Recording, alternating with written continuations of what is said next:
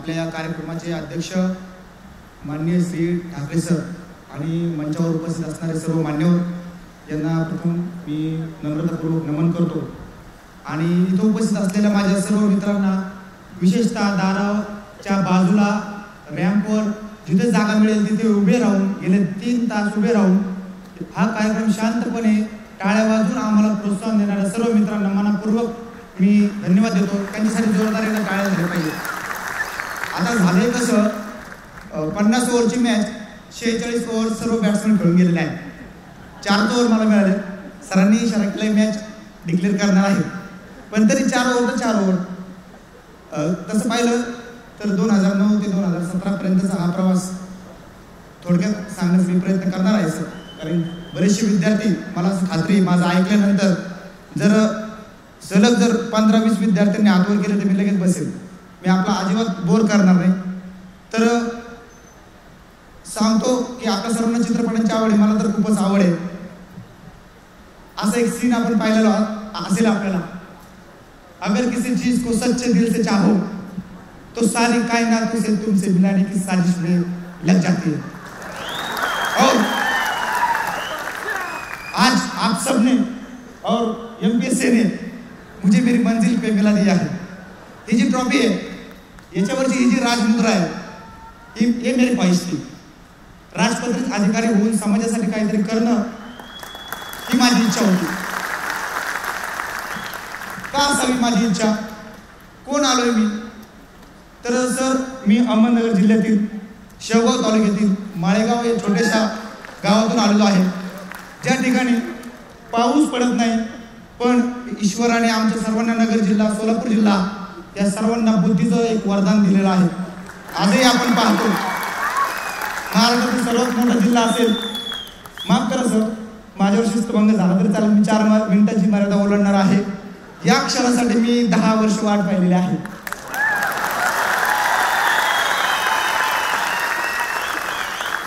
माझा प्रवास सांगायचा तर 1ली ते 4थी पर्यंत माझं शिक्षण जिल्हा परिषद प्राथमिक शाळा शेवगाव या ठिकाणी झालं. माझे वडील व्यसनाधीन होते. दारूचं व्यसन होतं. निरक्षर होते.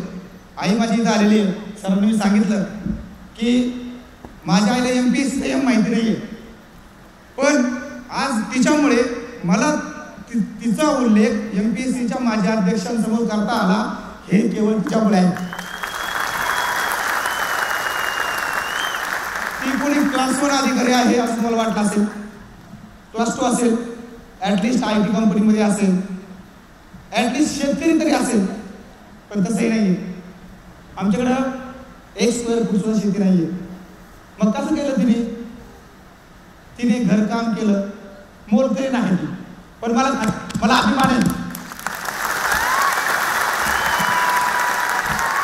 जर डिवाइस तिचा मुलगा डिवाइस होत असेल तर कौतुक आहे.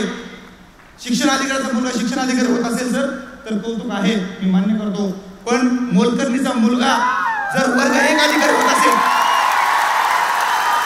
तर ह्या टाळ्या त्याला नाही त्या माऊलीला आहेत.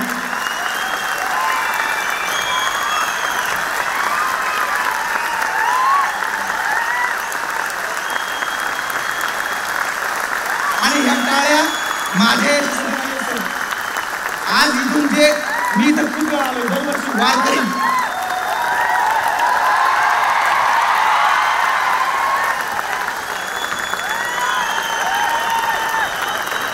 बाई तू वर यावा सर्वांची इच्छा आहे. माझं कारण की मला माहिती आहे आपल्याला चित्रपटामध्ये मोलकरणीचा मुलगा हिरो बनलेला आवडतो पण प्रत्यक्षात आज 10 वर्षानंतर का होईना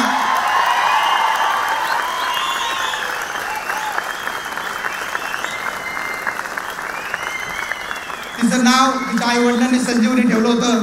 त्यांना माहीत नसावं की तिच्या पुढे येणाऱ्या मुलाला ती कष्टाने संजीवनी देऊन जगवणार आहे.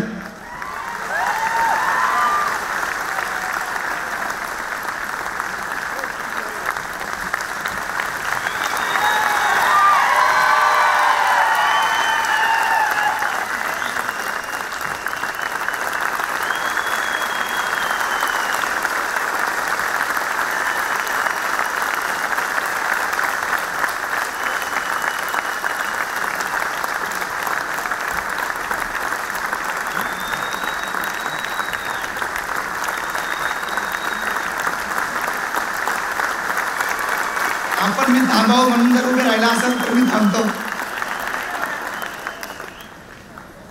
आयोगाची आज शिस्तभंगाची कारवाई झाली, आईसाठी फाशीवर जायला तयार आहे. अशी आई भेटली पाहिजे अशी लागते. तर सांगायचं मुद्दा असा की 4थी पर्यंत माझं शिक्षण शेवगाव या ठिकाणी जिल्हा परिषद शाळेत झालं. तिथे माझे चुलते होते, वडिलांना शुद्ध नसायचे, अतिशय चांगला माणूस, परंतु एखादं व्यसन लागलं तर त्यांनी स्वतःला संपून घेतलं दारू पायी. सकाळी उठल्यानंतर प्रथम दारू प्यायला लागायची त्यांना. आमच्या चुलते सर्जेराव भिसे, मला खात्री आहे की जर हे भाषण जर युट्यूबवर गेलं तर त्यांना खूप आनंद होईल. सर्जेराव भिसे या माणसाने माझ्यातला चांगला माणूस घडवलाय. जो माणूस एक साधा कारकून म्हणून एका खाजगी दुकानात काम करतो, त्याने आपला पुतण्या, आजकाल आपण सख्या भावाला जुमानत नाही, त्याने आपल्या पुतण्याला शिकवलं. मी जर अभ्यास करत नसेल तर मला मारलं, पण तरीही 4थी नंतर वडिलांनी भांडणं करून आई वडील नगरला कामानिमित्त आले. वडील वॉचमॅनचे काम करायचे हॉटेलवर, आई घरकाम करायची आणि एका टपरीमध्ये आम्ही राहायचो, माझा एक छोटा भाऊ आणि मी. मग वडिलांनी भांडणं करून मला चुलत्याकडून घेऊन आलं, पण चुलत्यांना असं वाटायचं हा नगरला गेला, शहरात गेला की हा वाया जाणार आहे, त्यांचा विरोध होता. परंतु आमचे वडील मोठे, त्यांनी लहान भावाचं ऐकलं नाही, मला घेऊन गेले. परंतु आईने मला शिकवत राहिलं. 10वीला गेलो, माझ्या आईला वडिलांना माहीत नसायचं मी कितवीला शिकतोय. परंतु 10वीला एकदा काय गंमतच झाली. 1998 साली 10वीच्या निकालामध्ये मला 80% मार्क मिळाले आणि आमच्या आई ज्यांच्या घरी काम करत होती त्यांच्या मुलाला 82% मार्क मिळाले. तो नगरमधल्या टॉपच्या विद्यालयामध्ये शिकत होता. तर जेव्हा त्या आमच्या या आईच्या मालकीला कळलं की यांच्या मावशी म्हणतात ना मुलगा गेला, नोट आज मला वर्ग 1 करून गेलेली आहे. 1910 झाल्यानंतर त्याच वर्षी वडिलांचं लिव्हर दारू पिऊन खराब झालं होतं, वडिलांचं निधन झालं. मग सगळे जण आईला म्हणायला लागले तर काय करणार, नगरसारख्या मोठ्या शहरात तू 2 मुलं सांभाळणार कशी. मी 10वीला 15 वर्षाचा आणि मुलं लहान भाऊ 7वीला. तर ती म्हटली मी कष्ट करीन पण याला वाढवणार. कारण तिला त्या मालकीने सांगितलं होतं की हौशार, तेव्हा तिला कळलं होतं. त्यानंतर ती म्हटली इथून पुढं माझा जन्म तुझ्यासाठी आहे. तिने 10 कामं करत असेल तर 20 केले. मला माहिती नाही तिला 100 रुपये महिना मिळत असेल किती भांडे घासल्यानंतर, किती धुणं धुतल्यानंतर, पण तिने मला सायन्समध्ये शिकवलं. तिथंही 86-90% ग्रुप आला. परंतु पैसे नसल्यामुळे मी D.Edला गेलो. D.Ed केल्यानंतर वसलेले D.Ed झालं. D.Ed करून आल्यानंतर परत नोकरी मिळाली. खाजगी संस्थेत 1000 रुपये महिन्याने मी जायला लागलो. तिथं 1.5 वर्ष नोकरी केली.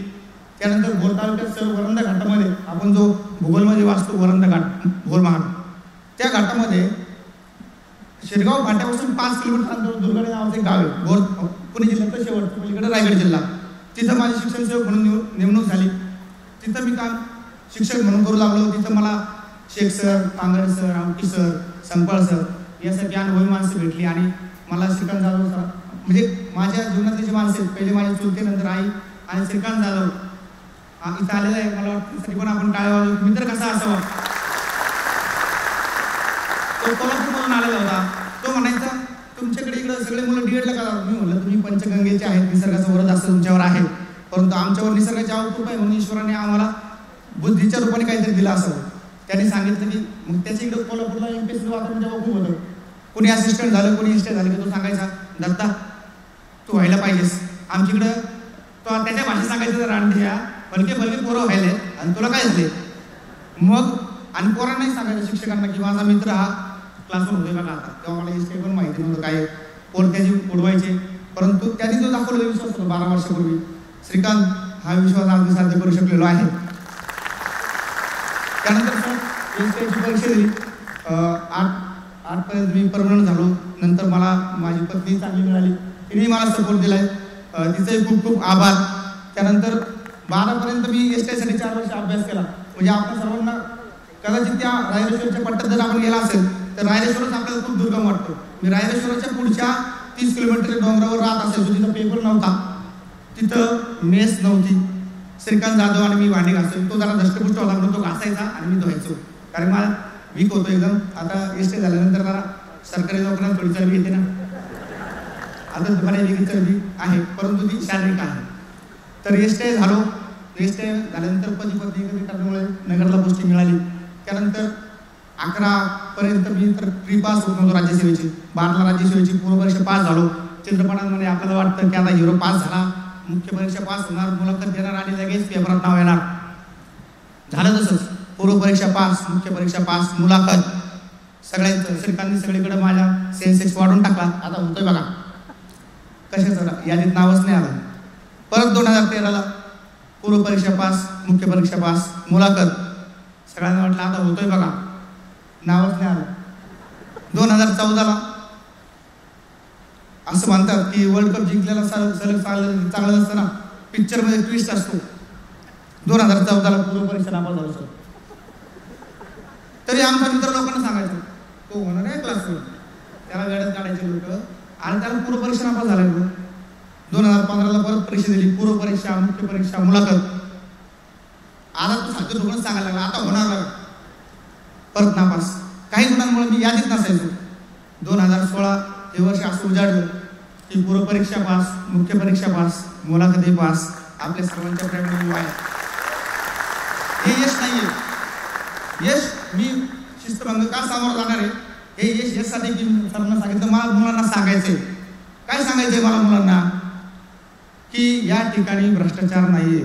ठाकरे सर नगरला आले होते तेव्हा त्यांनी एका मुलाने खोडकरपणे प्रश्न विचारला त्यांना, सर स्पर्धा परीक्षा संमेलनाला आपण आला होता, MPSC एवढी हुशार प्रश्न चुकीचे का निघतात. सरांनी साधक बाधक उत्तर दिलं. गोपनीयता त्यांनी सांगितलं की 3 पाकिट जेव्हा माझ्यासमोर येतात मी एकावर टिक करू शकतो, आतमध्ये कोणता प्रश्न येतो मला पण पाहता येत नाही, एवढी ट्रान्सपरन्सी आहे MPSC मध्ये. बऱ्याच जणांना वाटायचं भ्रष्टाचार आहे. माझ्या नगर शहरामध्ये छोट्याशा घरामध्ये मला नगरसेवक सुद्धा ओळखत नाहीये आजपर्यंत. जर नगरसेवक ओळखत नसलेला माणूस एसटी होतोय MPSCतून आणि दुसऱ्यांदा आता सहाय्यक विक्रेकर आयुक्त गट होतोय. केवळ 33 वर्षाची वयावर ओलांडल्यामुळं मी DYSP आपल्या समोर झालेलं नाही. 500 गुण मिळवून सुद्धा मी सहाय्यक विक्रेकर आयुक्त आहे. परंतु ठीक आहे, नियतीचा कौल मला मान्य आहे. वर्ग 1 होणं ही माझी जिद्द होती, समाजासाठी काही करता येणं ही माझी जिद्द होती. त्यामुळे आपण सर्वांना सांगतो प्लॅन करा, घाबरू नका. आपल्याला मलाही वाटतं मी दरवर्षी पंढरपुराची मार्ग जाता इथे येऊन मागच्या रागेत जिथं जागा मिळत बसून तिथं टाळे वाजवलेले आहेत. पण मला इच्छा होती की एकदा हा पोडियम 5 मिनिटासाठी जरी मिळाला तरी हा जन्म आपल्याला सार्थक होईल. मला माहिती आहे मागच्या फलंदाजांनी चेंडू वाया घालवले तरी पण मला अजून डिक्लेअर केलेलं नाही, थोडा अजून खेळतो. कारण ही संधी आहे, मला परत चान्स नाहीये. कारण पुढच्या वर्षी मी आता परीक्षा देणार नाहीये, वर्ग 1 झालेलो आहे, परत हा मंच मला मिळणार नाहीये. त्यामुळे मी शिस्तभंगाला सामोरं जायला तयार आहे. आपल्या सर्वांना सांगतो तर मग आपण काय करायला पाहिजे, थोडेसे माझ्या अनुभव 2009 ते आतापर्यंतच्या अनुभवावरून सांगतो. आणि एक उल्लेख राहून गेला, जर हा उल्लेख ऐकला तर बाबूराव जाधव म्हणजे माझ्यापेक्षा 3 वर्षांनी सर, मागच्या वर्षी आम्ही दोघं मुलाखत दिलं होतो. 37 वर्षाचा एक तरुण आहे आमच्या विक्रेकर ऑफिसमध्ये. त्याची स्टोरी माझ्यासारखीच आहे, पण दुर्दैवाने तो आज यादीत नाहीये. तो आता घरी बसून अभ्यास करतोय नगरला. 37 वर्षाचा माणूस आहे. त्याने मला 2 वर्ष पुश केले. म्हणजे मला नियतीने एक माणूस प्रत्येक टप्प्यात पाठवलंय 5-5 वर्षामध्ये. प्रथम चुलते आले, नंतर आई आली, नंतर श्रीकांत जाधव आला, नंतर आता बाबूराव जाधव. ते आज इथे नाही आहेत, पण जे कुठे असतील त्यांचं मी मनपूर्वक धन्यवाद व्यक्त करतो. यानंतर मला आपल्यासाठी थोडंसं काहीतरी सांगायचे, 5-6 गोष्टी सांगायची. प्लॅन करा, नियोजन करा. CSATचा भाव करू नका. CSATमध्ये 80 प्रश्न आहेत आणि 100 मार्क मिळण्यासाठी 40 प्रश्न बरोबर सोडवणं गरजेचं आहे, आपल्या सगळ्यांना माहिती आहे. आणि क्लासेस ज्यांना करायचे आहेत त्यांनी नक्की करावेत. परंतु जर पैसे नसतील म्हणून रडत बसू नका. होळी सर किंवा युनिक अकॅडमीचे तुकाराम दाऊ सर, मी UPSCला पण 13ला क्वालिफाय झालो होतो. परंतु मला STची जॉईनिंग आणि अगोदरची शिक्षकाची सेवा वर्ग यांच्यामुळे मला पेपर्स देता आले नाही UPSCचे. परंतु मी रडत बसलो नाही. मला या अगोदर वाटायचं की हे जे फोटो येतात ते क्लासमध्ये शिकलेले असतात. मार्गदर्शन महत्वाचं आहे. मी मुलाखतीच्या टप्प्यावर जरूर मार्गदर्शन घेतलंय, सर्व क्लासेसचं घेतलंय, सर्वांची कृतज्ञता आहेच. त्यामुळं प्लॅन करा आणि सोडू नका. आपण जेव्हा म्हणतो ना संघर्ष जितना बडा होगा जीत उतनी शानदार होगी, मला वाटायचं हे फक्त लिहिलेले विचार छान असतात अगदी परवा संध्याकाळपर्यंत. कारण की संघर्ष तर बडा होतच चालला होता. जीत तर नाहीच आहे, पराजयच आहे. पण 16 तारखेला संध्याकाळी कळलं की संघर्ष जितना बडा होता है जीत उतनी शानदार होती है. खरं आहे. त्यामुळे कधीच सोडू नका. मी म्हणत नाही सर्वांनी इथं बसलेल्यांनी क्लास 1 अधिकारी झालं पाहिजे. तुमचं क्षेत्र निवडा. तुम्हाला जर वाटलं की तुम्ही RTC तिकडे जा, तुम्हाला वाटलं मला अधिकारी व्हायचं जा, मला वाटत होतं मी शिक्षक होऊन, हा संघर्ष पैशासाठी नव्हता. 50,000 रुपये पती पत्नी आणि मी मिळू शकत होतो. आई म्हणायची, आई प्रत्येकाची आई म्हणते आता अरे वेळ लागेल बा झालं, कशाला करतोय, कशासाठी चाललंय तुझे पैशासाठी नाही, पैशासाठी नाही चाललेले. समाजाने आपल्याला दत्तात्रय भिसे नावाचा अहमदनगर जिल्ह्यातील एक माणूस आहे, तो लढतोय आणि अधिकारी होऊन भविष्यात पण चांगलं काम करेल असं जर नाव आलं तर मला ओळखतील. आमचे शिक्षक खूप चांगलं काम आम्ही करायचं, परंतु मला विशेष काहीतरी करायचं होतं म्हणून हा प्रयत्न होता. तुम्ही कधीच सोडू नका, कधीच सोडू नका. ॲटलिस्ट 5 वर्ष स्वतःला द्या. एखादी व्यावसायिक डिग्री घ्या आणि त्यानंतर 5 वर्ष द्या. प्लॅनिंग करा. काय होतं, आपण आज भाषण ऐकले का, मी पण 8 दिवस चांगला अभ्यास करायचो, पण आपण 8 तास, तुम्हाला जेवढं जमेल तेवढं, 5 तास, त्याला काही गणित नाहीये, 2 तास 3 तास तेवढं काय दररोज अभ्यास करा. जसं काही आपण कामाला जातो ना, 8 तास कामाला जातो, आपल्याला पगार मिळतो. MPSCचा अभ्यास करणं म्हणजे आपण कामाला जातो हेच म्हणायचं आणि करायचं. हेच तुम्हाला प्रत्येकाच्या मनात बिंबवा, त्याशिवाय होणार नाही. कारण मी मागच्या वर्षी 5 एप्रिलला निकाल लागला, त्या दिवशी पोस्ट मिळालेली होती. मी 6 एप्रिलला सकाळी 6 वाजता लायब्ररीत होतो. पोरांनी विचारलं, सर कसं काय तुम्ही? म्हटलं आता परीक्षा 10 एप्रिलला राज्यसेवा आहे. कारण मला माहित होतं की हार मानण्यात काय अर्थ नाही. जर मी रडत बसलो असतो तुमच्यासमोर माझी आई कधी झाली नसती. आज गौरव होतोय आणि मला तिला आणायचं होतं, तिला दाखवायचं होतं की तुझ्या मुलांनी काहीतरी कशासाठी चालला होता की हे IAS माणसाने आईला कौतुक करावं. आमच्या पिढ्याने पिढ्या कधी कोणी 12वी पण नाही शिकलेलं. IAS माणसाने MPSCच्या अध्यक्षाने तिला तिच्या मला सरांनी सांगितलं हळूच, त्यांना सांगितलं सर आईने असं केलं. मला म्हणले इथून पुढे लक्षात ठेवा, आता नका सांगू, ही आपली सर्वांची जबाबदारी आहे. बऱ्याच वेळा इथून पुढे सर्व आपलं करू शकतो. माझे काकाही या ठिकाणी उपस्थित आहेत, मतकर काका, त्यांचं आभार व्यक्त करतो. समाजाप्रती भावना ठेवा, देण्याची वृत्ती ठेवा. बऱ्याच वेळा आपल्याला विचारतात की काय टिप्स आहे. काही जणांना वाटतं आपण जर याला सांगितलं हे पुस्तक वाचता आपल्या पुढे जायला, विश्वाचा प्रवाह आहे तो जर मी सोडला तर वरून मला सोडणारे प्रवाह, मी दाबली मूठ माझ्या पण दोन्ही आवडले जाणार आहे. त्यामुळे प्रत्येकाने लक्षात ठेवा, तुम्हाला जे चांगलं आहे ते सांगत राहा. नगरमध्ये तुम्हाला आश्चर्य वाटेल, गेले 10 वर्ष सर माझ्याकडे पोस्ट नाही, परंतु प्रत्येक निकाल आला की मला फोन येतात, सर तुमचं कसं होत नाही, तुम्ही आम्हाला एवढं चांगलं सांगत असता. आज तर शब्दांना थोडीशी किंमत आली पोस्टमुळं, पण माझी देण्याची सांगण्याची वृत्ती तेव्हापासूनची आहेच. आणि तुम्ही पण तसंच राहा, कृतज्ञता ठेवा, गर्दीतून पुढे जा. आज आपण गर्दीत आहे, गर्दीतून पुढे या. आणि ही फक्त सुरुवात आहे माझ्या कामाची. त्यामुळं आपण सर्वांनी आपल्याला तुमचं जे स्वप्न असेल ते पूर्ण करा. शेवटी काही नेटवरून मला एक शायरी मिळाली जी आपल्या सर्वांसाठी खूप चांगली असे मला वाटते. तेवढंच सांगतो, सांगण्यासारखं खूप आहे. नंतर भविष्यात संधी मिळेल तेव्हा तुम्ही प्रत्येकाने कोणाच्या गावाला बोलवा, कुठेही यायला तयार आहे. पोरांना 10वीला सांगायला पाहिजे, कारण मला 26व्या वर्षी MPSC म्हणजे काय असते ते कळलंय. आज मी 34 वर्षाचा आहे, म्हणजे 8 ते 10 वर्ष मला त्याच्यातच गेलेले. जर आपल्या 10वीच्या 8वीच्या मुलाला कळलं ना, परीक्षा काही अनवेगळं नाहीये. पाठ्यपुस्तकं वाचले तरी PSI STI परीक्षेच्या पहिल्या टप्प्यात नक्कीच पार होतो. तो माझा स्वतःचा अनुभव आहे. त्यामुळे सांगतोय, पानी को बर्फ बदलने में वक्त लगता है, पानी को बर्फ बदलने में वक्त लगता है, ढले हुए सूरज को निकलने में वक्त लगता है. थोड़ा धीरज रख, थोड़ा और जोर लगाता है. किस्मत के जंग लगे दरवाजे को खुलने में वक्त लगता है. कुछ देर रुकने के बाद फिर से चल पड़ना दोस्त. कुछ देर, हे सगळं तुमच्यासाठी आहे. कुछ देर रुकने के बाद फिर से चल पड़ना दोस्त. हर ठोकर के बाद संभलने में वक्त लगता है. बिखरेगी फिर वही चमक. आशावाद, कवीचा आशावाद. ही माझी शायरी नाही, मला नेटवर मिळाली, पण आपल्या सर्वांना बोध घेण्यासारखे आहे. बिखरेगी फिर वही चमक, तेरे वजूद से तू महसूस करना. बिखरेगी फिर वही चमक, तेरे वजूद से तू महसूस करना. टूटे हुए मन को संवरने में थोड़ा वक्त लगता है. जो तूने कहा कर दिखाएगा रख यकीन. स्वतःवर विश्वास. जो तूने कहा कर दिखाएगा रख यकीन. गरजे जब बादल तो बरसने में वक्त लगता है. आज मला या ठिकाणी आपण बोलवलं, माझा आणि माझ्या आईचा या ठिकाणी सन्मान झालाय, याबद्दल मला खूप खूप कृतज्ञता आहे. आपल्या सर्वांना शुभेच्छा. जेव्हा कधी वेळ मिळेल, मला 4 महिने ट्रेनिंगला आहे, कधी कुठेही बोलवा, मी गावातल्या गावात यायला तयार आहे. कारण की आता माझ्याकडे जसं असले 10 वर्षापासून मी बोललो नव्हतो सर, त्यामुळे मी 10 वर्षांचा वेळ थोडं 2-2 मिनिटं घेतला आणि 20 मिनिटं झाले असावे. त्यामुळं आपल्या सर्वांचं धन्यवाद. आणि माझे सहकारी मित्र आवटी सर, जेव्हा मी निराश व्हायचो तेव्हा मला फक्त एकच वाक्य म्हणायचे, लढ बाप्पू. तेव्हा आपल्यालाही सांगतो, निराश व्हायचं नाही, लढ बाप्पू. जय महाराष्ट्र, जय हिंद आणि जय MPSC. धन्यवाद.